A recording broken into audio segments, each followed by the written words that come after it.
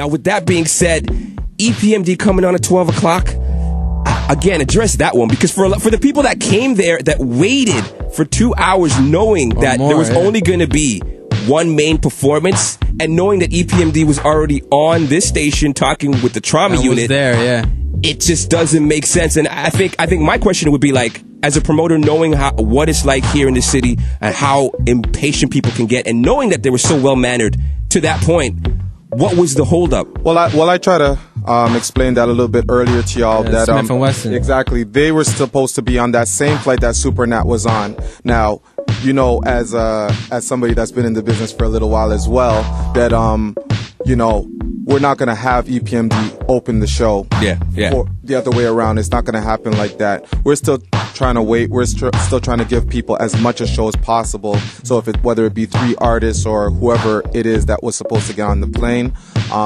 So when SuperNat did get here, that's when he went on, and we were hoping for the best with everything else. Okay, but it just didn't work. Now check this out. Now, I wasn't there, but what was going on during this whole time? Like, why don't promoters or people that are putting it on just say something? Just like, come just say in front of the crowd. I think if you guys and had say said it. Smith and Wesson were waiting for him to come over. Here's the situation. They're supposed to be on the plane. You know what I'm saying? Like, I'm being honest with you. I know you guys paid your money to come in here. Like, this is the deal. Totally agree. You know what I'm saying? Then the man won't throw a bottle. Right. Or does he throw a bottle? Well, he won't if he understands what's going on, because the frustration just builds and builds and builds. Like, what's going on? And we're totally not glorifying what that dude did. As far as I'm concerned, he should be like totally banned from seeing any concert for like at least a year. But at the end of the day, you got to think about it in a real simple way. Had EPMD going on an hour before, there wouldn't have been a bottle. Exactly. You know what I mean? It was 12:10.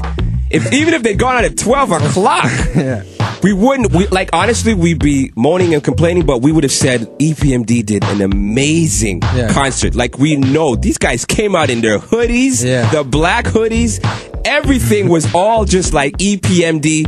And I think, again, you think as well, too, to whoever threw that bottle, part of me thinks they might have thought that dude was just another DJ. Some people think started from scratch, and DJ Scratch is the same person. They see DJ Scratch, they think it's another DJ.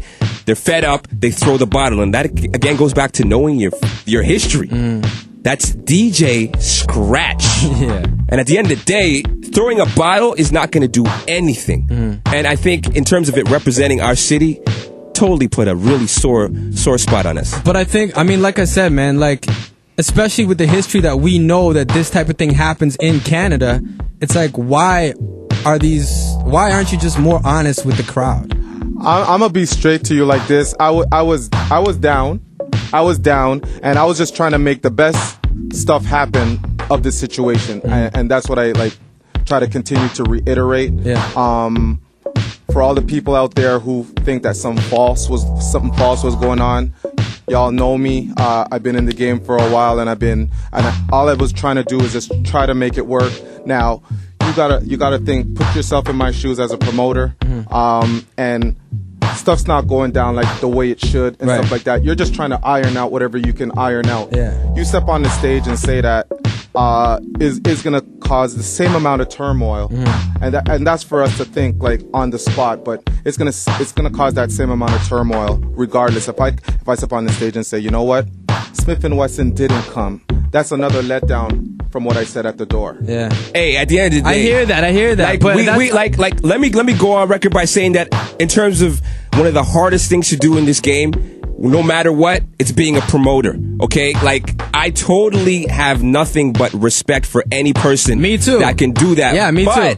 But with that great responsibility for taking care of those people comes that accountability and the great power and accountability. And unfortunately, like, for someone that's there to see it, we aren't supposed to care about like the responsibility. That is your responsibility. And unfortunately, for someone that's going in there, they're not supposed to feel that. They're supposed to just feel that we're taken care of. Like, it's like a parental thing. Like, I'm not supposed to know that these bills are breaking your back. You're just supposed to take care of us. We spent our money on it, and at the end of the day, we just want you to be. And the crowd was so receptive. Yeah, I hear that, but at the end of the day, it's like, me personally, and obviously I can't speak for a crowd, but me personally, if I paid money and I was at the show, and I'd rather hear what's really going on. Exactly. Then like, and that's what I'm saying. Yeah. You got to be accountable. I totally understand that you may have been that person to get the bottle, but at the end of the day, I really think that we may not have been having this conversation so much so where we're putting these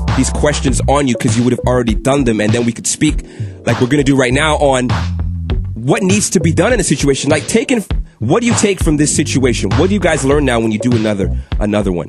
Wow. To be honest with you, to do another one. He's like, oh man, I don't know about that. Yeah. It is that tough. Hey man, like I said, the responsibility and the accountability, it's a huge thing. But again, like at the end of the day, I know it sounds cliche, but it is about the paying consumer and the fans. And you know, unfortunately, the excuses of put yourself in my shoes. No, we're not supposed to, because we are the patrons. Right. And again, for hip hop, I heard a lot of people saying that, you know, this concert kind of brought them down, and you know, they don't want to go and do another thing where they're paying money to go see a concert. Man, don't let this do that to you. Yeah, exactly. Don't let this situation, unfortunate as it is, do that to you. Because once you start doing that, it's only going to get worse. Yeah. You know what I'm saying?